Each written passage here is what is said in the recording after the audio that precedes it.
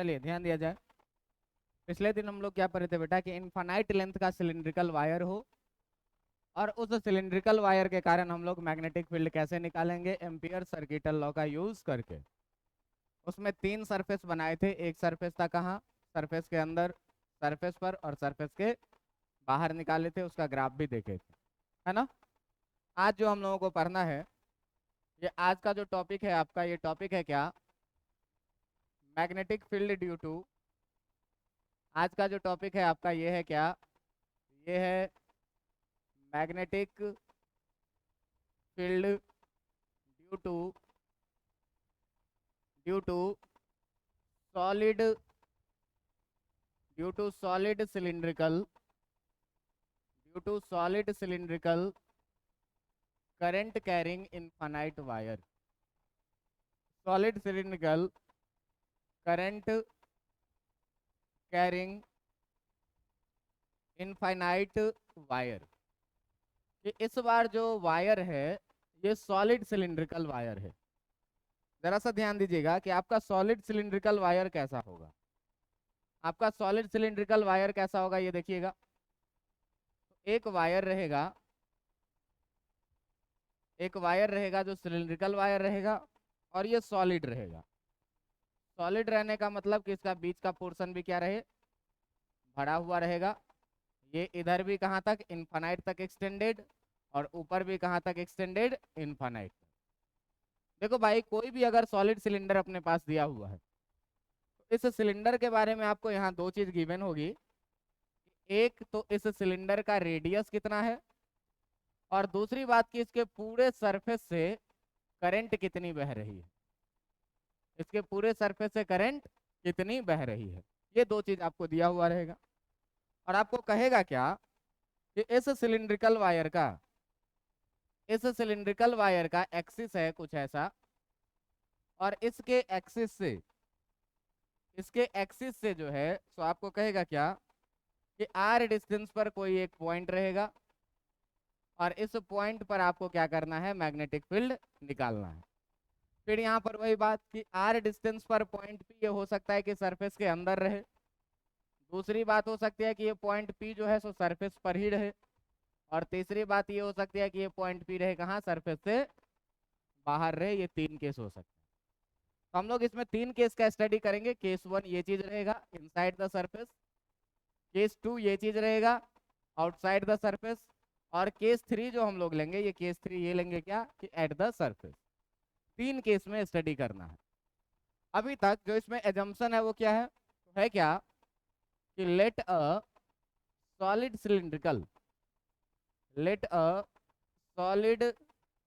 Cylindrical current carrying wire. हम लोग क्या ले रहे हैं, एक solid cylindrical current carrying wire ले रहे हैं, जिसका रेडियस है of radius capital R, and having current इसके पास करंट है कितना, हैविंग करंट कितना, आई। एक सॉलिड सिलिंड्रिकल वायर है इनफाइनाइट लेंथ का, जिसका रेडियस कैपिटल आर है, और इससे करंट कितनी बह रही है, आई। करंट आई पूरे सरफेस से होकर के बहेगी सॉलिड, ठीक ना। अब देखिएगा कि हमको क्या करना है, we have to find magnetic field. We have to find magnetic field at a point P which is at r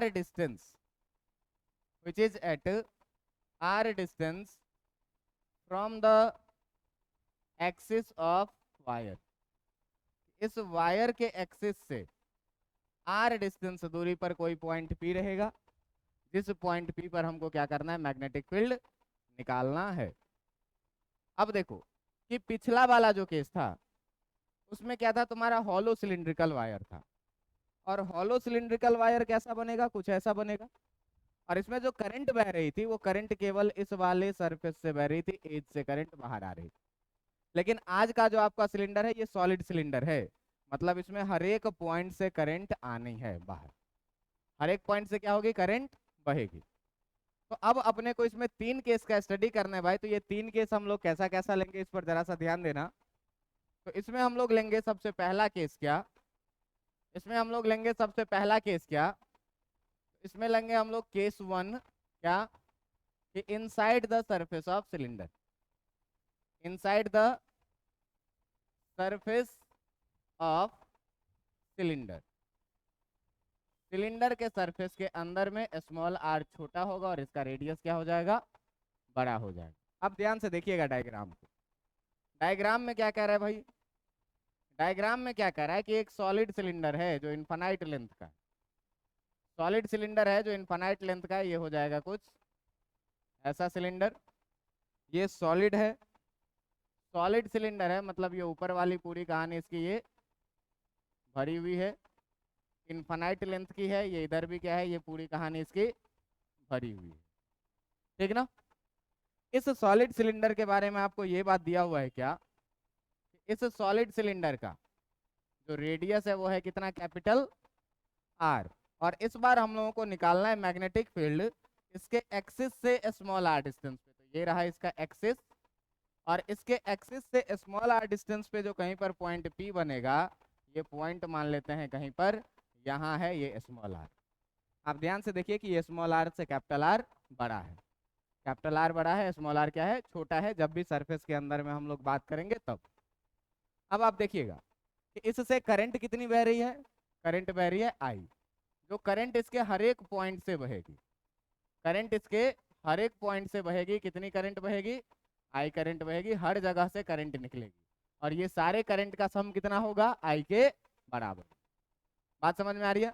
अब देखो कि एम्पियर्स सर्किटल लॉ लगाने के लिए अपना सबसे पहला काम क्या है, तो सबसे पहला काम है क्या, एम्पियर्स लूप का सिलेक्शन कर।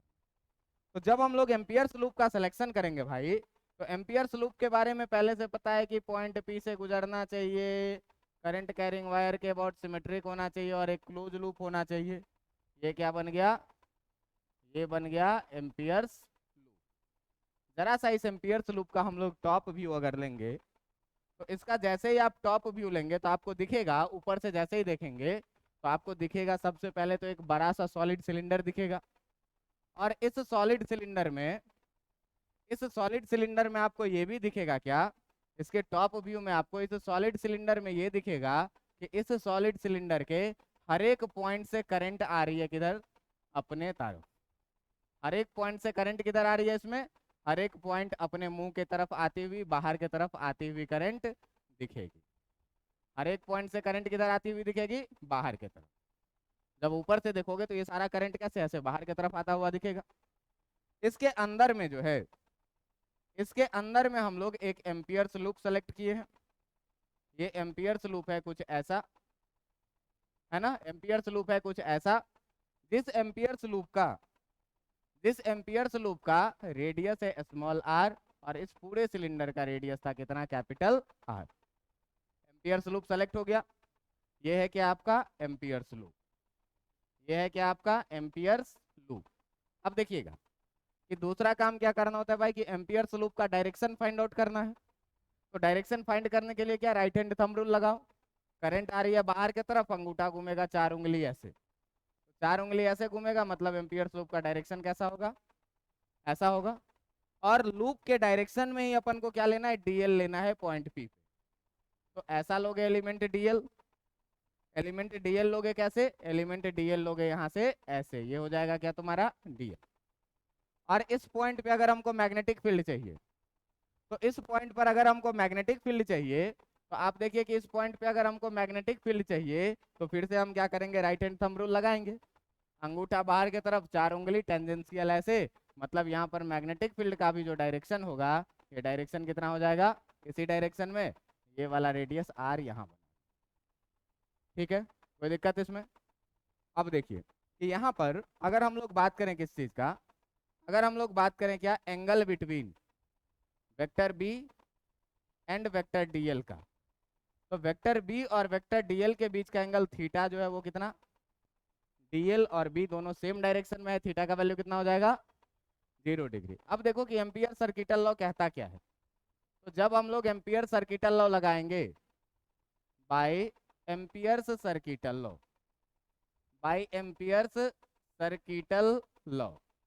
एम्पियर सर्किटल लॉ कहता है भाई साहब कि जो integration of B dot DL होगा, integration of B dot DL किसके बराबर में होगा?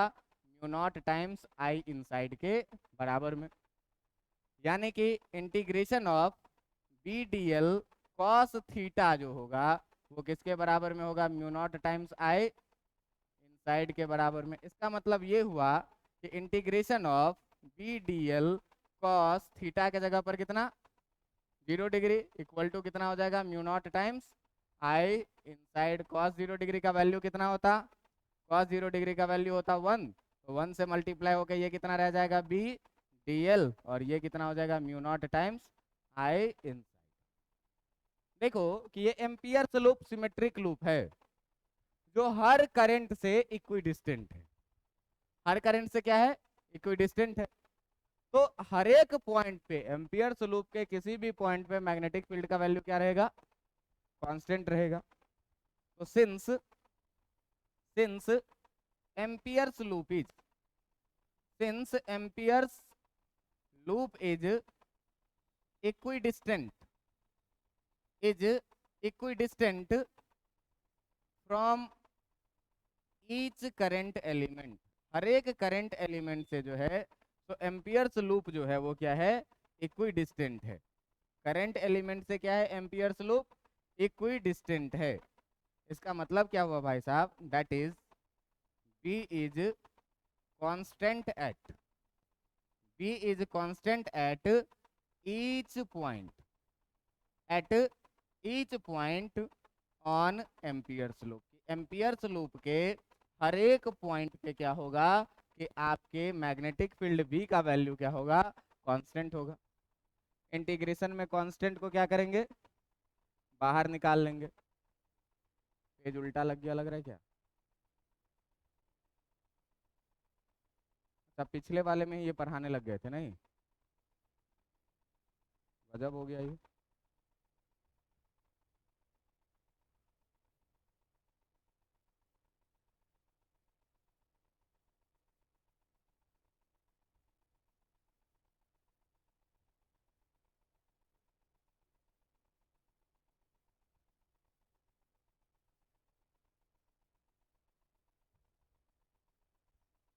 चलिए अब ठीक है।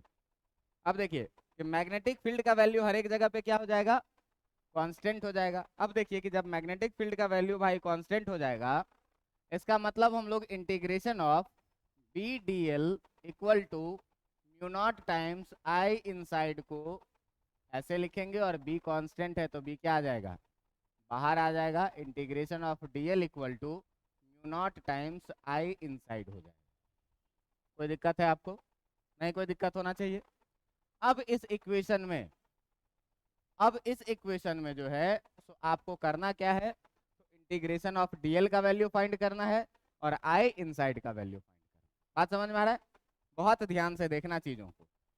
अगर हम बात करें इंटीग्रेशन ऑफ डीएल का, तो देखो ये डीएल एलिमेंट हम यहाँ एम्पियर्स लूप पे काट रहे हैं। कितने ऐसे ऐसे एलिमेंट काट सकते हैं? और सारे एलिमेंट को जोड़ेंगे तो फिर से एम्पियर्स लूप बन जाएगा कि नहीं? एम्पियर्स लूप का रेडियस है स्मॉल आर, तो टोटल लेंथ कितना हो जाएगा? 2 पाई स्मॉल आर। ठीक ना? कितना हो जाएगा? 2 पाई स्मॉल आर। इसका मतलब इंटीग्रेशन डीएल ऑफ जो हुआ, ये हुआ क्या? ये हो जाएगा किसके बराबर में? सरकमफेरेंस ऑफ एम्पियर्स लूप के बराबर में। सरकमफेरेंस ऑफ एम्पियर्स लूप के बराबर में, जो कि इंटीग्रेशन ऑफ डीएल हो जाएगा कितना? 2 पाई स्मॉल आर। बात समझ में आ रही है? अब देखिए हमको निकालना है क्या कि आई इनसाइड कितना होगा। हमको निकालना है क्या कि आई इनसाइड कितना होगा। अब इस चीज को बहुत ध्यान से सुनना है। तुमको हम एक टर्म पढ़ाए थे कभी, करंट डेंसिटी। कभी क्या पढ़ाए थे? करंट डेंसिटी को जे से डिनोट करते थे, और ये मैं तुमको बताया था क्या? Current per unit area. Current per unit क्या?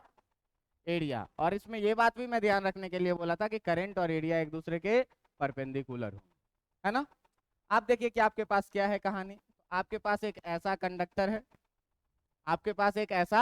कंडक्टर है, जिस कंडक्टर से ऐसे करंट आ रहा है, बहुत सारा करंट बाहर आ रहा है। है ना। ऐसे आपको क्या हो रहा है, बहुत सारे करंट आपको बाहर की तरफ आते हुए दिख रहे हैं।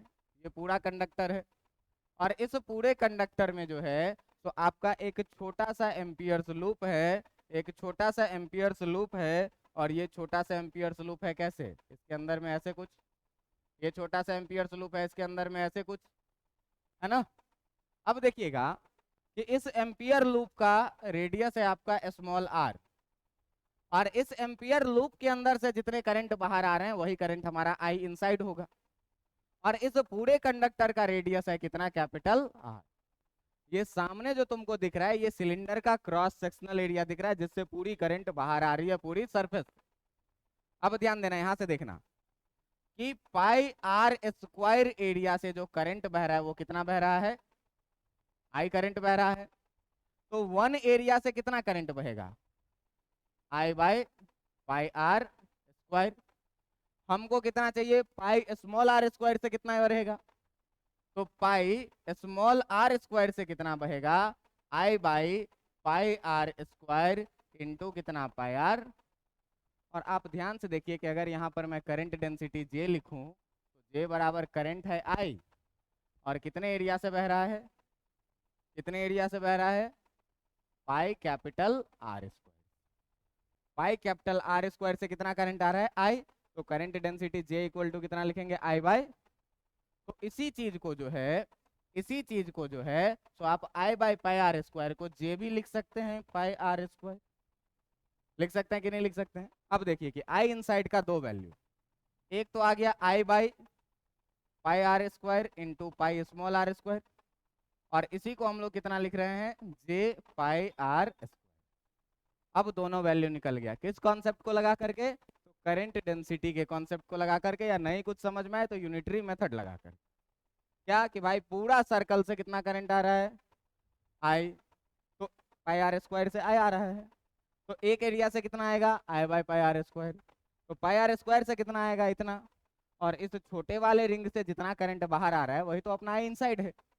एम्पियर्स लूप तो यही है, और एम्पियर लूप के अंदर से जो करंट आ रहा है वो इतना है, और यही अपना क्या है, आई इनसाइड। अब क्या करिए कि यहाँ से आई इनसाइड का वैल्यू और यहाँ से डीएल का वैल्यू को क्या करिए, इक्वेशन 1 में पुट कर दीजिए। तो जब वैल्यू को हम लोग पुट करेंगे किस चीज का, तो put the value of, put the value of I inside and integration DL in equation 1। Equation 1 है कितना भाई साहब, तो इक्वेशन 1 जो है तुम्हारा ये है B times integration DL equal to mu naught times कितना, आई इनसाइड। अब देखो बी के जगह बी रह जाएगा, 2 पाई स्मॉल आर डीएल के जगह हो गया, म्यू नॉट के जगह म्यू नॉट रह गया, और आई इनसाइड के जगह पर I by pi capital R square into pi small R square रहेगा कि नहीं। अब देखिए ये 2 पाई आर इधर जाएगा डिवाइड में, तो b इक्वल टू जो बचेगा म्यू नॉट आई, ऊपर में पाई आर स्क्वायर, नीचे में पाई कैपिटल आर स्क्वायर, और इनटू ये 2 पाई आर इधर आ गया डिवाइड में। अब ध्यान से देखेंगे तो यहाँ पर आपको पाई से पाई कैंसिल होता दिखेगा, आर से ये स्क्वायर भी कैंसिल होता दिखेगा, और तो नहीं कुछ कैंसिल हो रहा है। इसका मतलब भाई बी इनसाइड जो निकल के आया, बी इनसाइड जो निकल के आया ऊपर में है कितना, म्यू नॉट आई आर, और नीचे में है कितना, 2 पाई कैपिटल आर स्क्वायर। यही चीज निकल के आ गया क्या, कि अंदर में मैग्नेटिक फील्ड कितना है। आप ध्यान से देखिएगा, म्यू नॉट कांस्टेंट है, आई करंट कांस्टेंट है, 2 पाई कांस्टेंट है, और कैपिटल आर रेडियस भी सिलेंडर का क्या है। मतलब सीधा सीधा हम लोग बात ये कह सकते हैं क्या, ये जो बी इनसाइड है, ये जो बी इनसाइड है ये डायरेक्टली प्रोपोर्शनल किसके है, आर के, स्मॉल आर के। क्यों कि स्मॉल आर सरफेस के अंदर में वेरी कर सकता है, कैसे, यहाँ पर रहेंगे तो आर छोटा रहेगा, बढ़ते जाएंगे आर बदलता जाएगा, सरफेस तक बदलेगा। तो ये स्मॉल आर क्या है, वेरिएबल है। और सरफेस के अंदर में हम लोग क्या देख रहे हैं, सरफेस के अंदर में हम लोग क्या देख रहे हैं कि बी प्रोपोर्शनल आर है। अच्छा इसी में तुम ये चीज देखो कि इसी को हम थोड़ा सा अच्छे से लिखते हैं, इसी को हम क्या करते हैं, थोड़ा सा अच्छे से लिखते हैं। तो जब थोड़ा सा अच्छे से लिखोगे, तो थोड़ा सा अच्छे से लिखोगे तो इसी बी इनसाइड को देखो, तो इसी बी इनसाइड को जो है तो हम लोग लिखना चाह रहे हैं करंट डेंसिटी के टर्म। तो करंट डेंसिटी के टर्म में लिखना चाह रहे हैं तो भाई म्यू नॉट आर बाई 2 को एक जगह लिखते हैं। क्या करते हैं, म्यू नॉट आर बाई 2 को एक जगह लिखते हैं और आई बाई पाई आर स्क्वायर को एक जगह लिखते हैं। आप जानते हैं कि करंट डेंसिटी जे जो होता है वो कितना होता है, आई बाई पाई आर स्क्वायर होगा। यहाँ पे आई बाई ए होता है, एरिया कितना है पाई आर। तो यहाँ पर जो हम लोग बी इनसाइड लिखना चाहेंगे, ये बी इनसाइड कितना लिखेंगे, mu naught R J by कितना, mu naught R J by कितना 2, जहाँ पर जे जो है वो क्या है, जहाँ पर जे क्या है, जे है करंट डेंसिटी। तो दो टर्म में निकालना सीखे अंदर में मैग्नेटिक फील्ड, एक तो बी इनसाइड आर के टर्म में और दूसरा बी इनसाइड करंट डेंसिटी के टर्म में। ये दोनों ही चीज कहानी थी किसकी, इनसाइड की कहानी। अब इस कहानी को थोड़ा थोड़ा आगे बढ़ाओ। अब हम दूसरी केस लेने वाले हैं इसमें, जिस दूसरे केस में पॉइंट पी होगा आउटसाइड द सरफेस। बात समझ में आ रहा है। तो जब केस 2 लोगे, देखो ध्यान से, केस 2 लोगे कि if point P is outside the surface, अगर कहाँ रे point P outside the surface, तो आउटसाइड द सरफेस कैसे बनाओगे, ध्यान देना, ऐसे बनाओगे सॉलिड सिलेंडर। यह है तुम्हारा सॉलिड सिलेंडर जिसका रेडियस तुमको पता है कितना, कैपिटल आर। ये रहा इसका एक्सिस और यहां से आर डिस्टेंस पर कहीं पर रहेगा क्या, पॉइंट पी, ऐसा कुछ। बात समझ में आ रही है। इसके हर एक पॉइंट से जो करंट निकल रही है वो सारा करंट कितने का, आई का करंट इसके हर पॉइंट से निकल रहा है। अब आप देखिए कि ये सिचुएशन है अपने पास और अपने को निकालना है पी पॉइंट पर magnetic field ampere circuital law का यूज करके। तो सबसे पहला काम क्या करना है दोस्त, सबसे पहला काम क्या करना है कि एक एम्पियर्स लूप का सिलेक्शन करना। एम्पियर्स लूप कैसा होना चाहिए, पॉइंट पी से गुजरना चाहिए, क्लोज होना चाहिए, सिमेट्रिक होना चाहिए। गुजर गया पॉइंट पी से, क्लोज हो गया और सिमेट्रिक भी हो गया, क्लोज हो गया और सिमेट्रिक भी हो गया। अब जरा सा ध्यान से देखो, फिर से इसका लो क्या, टॉप व्यू, फिर से इसका लो क्या, टॉप व्यू। तो जब देखिए कि जब इसका हम लोग टॉप व्यू लेंगे, जब इसका टॉप व्यू लेंगे तो आपको एम्पियर्स लूप बड़ा दिखेगा। एम्पियर्स लूप क्या दिखेगा, बड़ा। और इसके अंदर में जो है, तो इसके अंदर में जो आपको सिलेंडर दिखेगा ना, इसके अंदर में जो आपको सिलेंडर दिखेगा, ये सिलेंडर दिखेगा कैसा, छोटा। इसके अंदर में जो आपको सिलेंडर दिखेगा ये कैसा दिखेगा, सिलेंडर छोटा। और जो सारी की सारी करंट है, इसका रेडियस है कैपिटल आर, ये सिलेंडर है, और इसका रेडियस है स्मॉल आर, जो कि ये क्या है आपका, ये है आपका एम्पियर्स लूप। बात समझ में आ रहा है। करंट सिलेंडर से आएगी कि एम्पियर्स लूप से आएगी, सिलेंडर से। तो सारा करंट जो आएगा ना वो सिलेंडर के अंदर से ही इस बार बाहर आ रहा है। सारा करंट कहाँ से आ रहा है, सिलेंडर के अंदर से, और एम्पियर्स लूप सिलेंडर के बाहर से लगा हुआ। बात समझ में आ रही है। अब जरा सा देखो कि सबसे पहला काम क्या कि लूप का डायरेक्शन चुन ले। करंट के डायरेक्शन में अंगूठा, लूप का डायरेक्शन कैसा, लूप का डायरेक्शन ऐसा। पॉइंट पी है कहाँ पर, यहाँ पर। तो पी पॉइंट पर जो हम डीएल लेंगे, पी पॉइंट पर जो हम डीएल लेंगे, पी पॉइंट पर जो हम डीएल लेंगे, पी पॉइंट पर जो हम डीएल लेंगे, ये डीएल किस डायरेक्शन में लेंगे, तो ये हम डीएल लेंगे किस डायरेक्शन में, डीएल लेंगे लूप के डायरेक्शन में। और यहाँ पर मैग्नेटिक फील्ड का भी जो डायरेक्शन होगा राइट हैंड थंब रूल से निकालोगे तो तुम देखोगे कि मैग्नेटिक फील्ड का डायरेक्शन किधर आया, इधर ही। इसका मतलब अगर थीटा का बात करें तो यहाँ पर भी थीटा कितना हो रहा है, 0 डिग्री हो रहा है। अब हम लोग क्या करेंगे, फिर से एम्पियर सर्किटल लॉ लगाएंगे।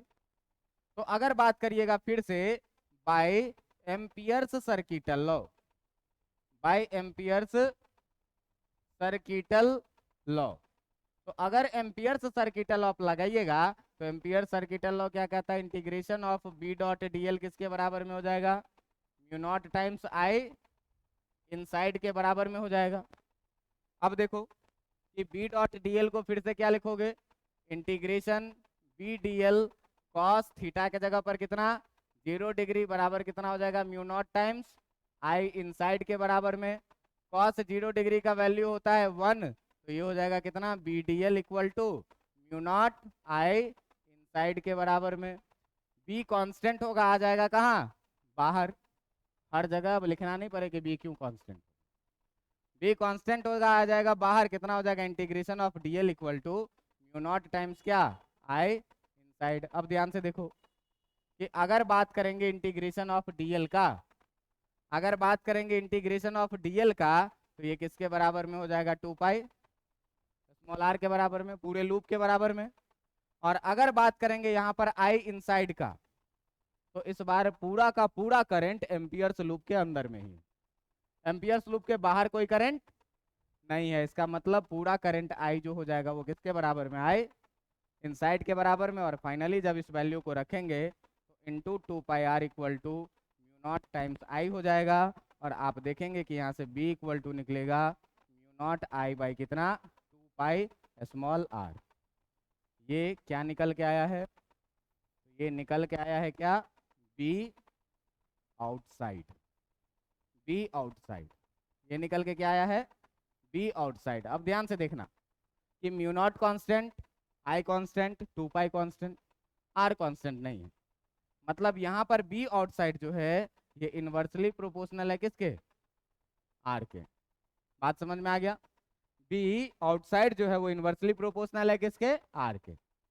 अब सबसे लास्ट केस देखिए आप, तीसरा केस।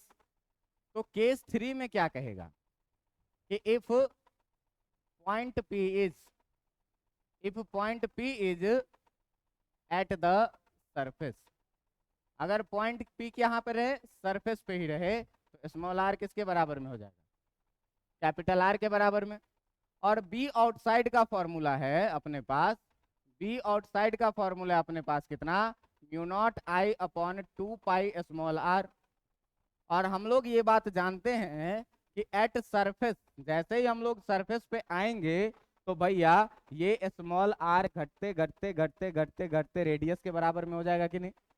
तो जैसे ही सरफेस पर आएंगे तो ये स्मॉल आर घटते घटते हो गया कैपिटल आर के बराबर में। इसका मतलब बी एट सरफेस जो हो गया, बी एट सरफेस जो हो गया ये कितना म्यू नॉट आई बाई 2 पाई और स्मॉल आर के जगह पर कितना।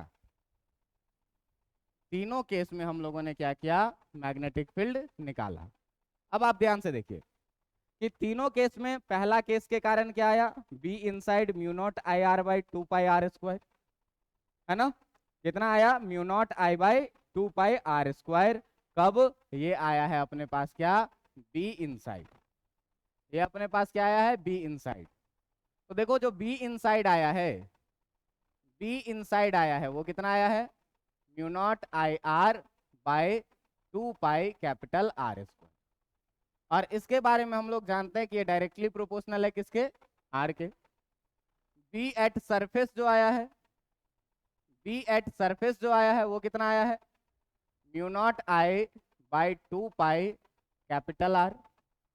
और बी इनसाइड नहीं आउटसाइड जो आया है, बी आउटसाइड जो आया है ये आया है कितना mu naught I by 2 pi small R. और ये इनवर्सली प्रोपोर्शनल है किसके आर के। अब जरा सा इस तीनों में हम लोग ये डिस्कस करें ना कि सबसे छोटा कौन सबसे बड़ा कौन, इस चीज को जरा सा देख ले। तो इस दोनों में आप देखिए, इसको मैं बोलता हूं पहला, इसको दूसरा और इसको तीसरा। तो पहला और दूसरा में देखो कि पहले वाले को मैं बी इनसाइड को मैं कैसे लिख सकता हूं म्यू नॉट आई मैं एक जगह लिखता हूं बाई 2 पाई कैपिटल आर मैं एक जगह लिखता हूं, और फिर स्मॉल आर बाई एक आर जो बच गया इसको मैं यहाँ पे लिखता हूं। अब देखो कि इनसाइड वाले केस में जो होता है वो स्मॉल आर छोटा होता है और कैपिटल आर क्या होता है बड़ा होता है। तो ये mu naught I by 2 pi R, इधर भी mu naught I by 2 pi R तो है, लेकिन इसमें ये वाली जो कहानी है ये आर है क्या छोटा और ये वाला आर है क्या बड़ा, है ना। तो किसी छोटे नंबर में बड़े नंबर से डिवाइड करेंगे तो जो आंसर आएगा वो कितना 1 से छोटा आएगा। 1 से छोटे नंबर से किसी चीज में मल्टीप्लाई करेंगे तो ये बी इनसाइड क्या हो जाएगा छोटा आ जाएगा। मतलब 1 और 2 में जो है सो 1 है छोटा और 2 है क्या, पहले दूसरे में इनसाइड है छोटा और सरफेस है क्या, बड़ा। बात समझ में आ रहा है। अब दूसरे तीसरे में देखो, बी आउटसाइड के लिए जो है सो स्मॉल आर हो जाता है बड़ा और कैपिटल आर हो जाता है क्या, छोटा। तो इसमें देखो कैपिटल आर छोटा से डिवाइड हो रहा है और इसमें बड़ा से डिवाइड हो रहा है, तो बड़े से डिवाइड होगा तो आंसर क्या मिलेगा, छोटा। मतलब बी आउटसाइड क्या हो जाएगा, और जब छोटे से डिवाइड होगा तो आंसर क्या मिलेगा, मतलब 2 और 3 में भी यही बड़ा है, 1 2 में ये बड़ा और 2 3 में भी कौन सा बड़ा। तो जब ये बीच वाला बड़ा है भाई, इसका मतलब सिंपल सा बात है कि ये कैसा होगा, दोनों से बड़ा है, मतलब ये कैसा, मैक्सिमम। बात समझ में आ गया। अब आपसे क्या कहेगा, अब आपसे कहेगा क्या कि भाई साहब ग्राफ ड्रॉ करो। ग्राफ ड्रॉ करो किस चीज का, तो बी वर्सेस आर का। ग्राफ ड्रॉ किस चीज का, बी वर्सेस आर का। अब देखना कि बी वर्सेस आर का ग्राफ कैसे ड्रॉ होगा। तो एक एक्सिस पर हम लोग ले लेंगे क्या चीज, आर को, और एक एक्सिस पर हम लोग ले लेंगे किस चीज को, बी को। एक एक्सिस पर ले लिए आर को और एक एक्सिस पे ले लिए किस चीज को, बी को। एक एक्सिस पे आर को और एक एक्सिस पे किसको, बी को। अब ध्यान दीजिएगा कि इस वाले एक्सिस पे मैंने लिया है आर को और इस वाले पे लिया है मैंने बी को। जो आपका सिलेंडर होगा वो सिलेंडर कैसा होगा, सिलेंडर होगा कुछ इस तरह का। सिलेंडर होगा कैसा, सिलेंडर होगा आपका कुछ ये पिंक कलर के मैं बना रहा हूं। सिलेंडर था कुछ ऐसा, ये वाला बनेगा क्या, सिलेंडर, और इसका यही पॉइंट जो हो जाएगा वो क्या, कैपिटल आर हो जाएगा। यहाँ पे 0 पे सिलेंडर है, ये क्या हो जाएगा, कैपिटल आर। अब देखिएगा कि जब हम लोग बात कर रहे हैं, जब हम लोग बात कर रहे हैं किस चीज का, जब हम लोग बात कर रहे हैं किस चीज का, जब हम लोग बात कर रहे हैं सरफेस के अंदर, तो सरफेस के अंदर में magnetic field directly proportional to R है। और जब कोई भी चीज y डायरेक्टली प्रोपोर्शनल x हो जाएगा तो y इक्वल टू क्या लिखेंगे, kx। और y इक्वल टू kx एक स्ट्रेट लाइन का ग्राफ होता है जो ओरिजिन से पास करता है। x का वैल्यू 0 डालो, y भी कितना आएगा, 0 आएगा। अब देखना कि इसका ग्राफ जब हम सरफेस के अंदर का बात करेंगे तो ये यहाँ 0 से शुरू होगा और यहाँ जाएगा मैक्सिमम सरफेस पर हो जाएगा। मैक्सिमम हुआ तो कितना हुआ, तो मैक्सिमम जब ये हुआ सरफेस पर आकर के तो मैक्सिमम वैल्यू इसका देखने को मिला कितना, मैक्सिमम वैल्यू देखने को मिला μ0I/2 कैपिटल आर। सरफेस के अंदर स्ट्रेट लाइन जैसा चला डायरेक्टली प्रोपोर्शनल, सरफेस पर जाने के बाद मैक्सिमम हो गया कितना, μ0I/2 अब सरफेस के बाहर जाएंगे तो इनवर्सली प्रोपोर्शनल आर है। जैसे जैसे आर बढ़ता जाएगा मैग्नेटिक फील्ड क्या होगा, घटता जाएगा, और इन्फानाइट पे जाके ये कैसा लगेगा, हो गया 0। तो जब इसको हम इन्फानाइट पे लेके जाएंगे, यहाँ से बढ़ते जाएंगे, ये घटता जाएगा घटता जाएगा, और इन्फानाइट पे जाके क्या लगेगा, कितना हो गया, ऑलमोस्ट 0। तो ये ग्राफ हो जाएगा किस चीज का, बी वर्सेस आर का। किसके लिए, तो सॉलिड सिलिंड्रिकल करंट करेंगे वायर के मैग्नेटिक फील्ड और रेडियस के बीच में। बात समझ में आ रही है। तो ये पूरी की पूरी कहानी थी आपकी एक और एप्लीकेशन एम्पियर सर्किटल लॉ का, और एम्पियर सर्किटल लॉ को मिला जुला करके यहाँ पर हम लोग करें क्लोज, ठीक ना। अब हम लोग अगले दिन से जो पढ़ने वाले हैं वो क्या पढ़ने वाले हैं, सोलेनॉइड और टोराइड के बारे में। तो सोलेनॉइड क्या होता है और टोराइड क्या होता है, उसके कारण कैसे मैग्नेटिक फील्ड बनता है। तो देखो स्प्रिंग देखे हुए हो, मान लो ये प्लास्टिक का है, और इस प्लास्टिक पर हम क्या करें, एक तार लें और तार को ऐसे लपेटना शुरू करें, स्प्रिंग बन जाएगा कि नहीं। तो इसी स्प्रिंग से जब आप करंट बहा दीजिएगा तो ये करंट कैरिंग वायर एक मैग्नेटिक फील्ड बनाएगा, मैग्नेट के जैसा बिहेव करेगा। तो यही स्प्रिंग जो आपको दिख रहा है ना, ये स्प्रिंग है क्या, सोलेनॉइड। और इसी स्प्रिंग को पकड़िए और सर्कल के जैसे फोल्ड कर दीजिए, तो वो जो हो जाएगा उसका क्या हो जाएगा, टोराइड हो जाएगा। बोर्ड के लिए ये दोनों चीज इंपॉर्टेंट होती है। इसमें भी हम लोग एम्पियर सर्किटल लॉ ही लगा करके सॉल्व कर लेते हैं 2 मिनट में, लेकिन 2 मिनट वाली कहानी हम लोगों को नहीं करनी है। अगले दिन हम लोग सोलेनॉइड का पूरा कॉन्सेप्ट सीखेंगे कि क्या होता है सोलेनॉइड, कैसे मैग्नेटिक फील्ड बनाता है, पूरा फीलिंग के साथ। पूरा 1 घंटा चलेगा सोलेनॉइड। फिर 2 मिनट में भी हम दिखा देंगे कि एम्पियर सर्किटल लॉ लगा करके कैसे सॉल्व करना। लेकिन इतना पढ़ के आइएगा तब। फिर एक दिन टोराइड बताएंगे, और फिर हम लोग फोर्स टॉर्क के तरफ बढ़ेंगे और फिर धीरे धीरे ये चैप्टर खत्म हो गया। बात समझ में आया? करीब करीब आधा खत्म हो चुका है। आप लोग पढ़ के आइएगा। आज के लिए इतना काफ़ी है। मिलते हैं हम लोग अगले क्लास।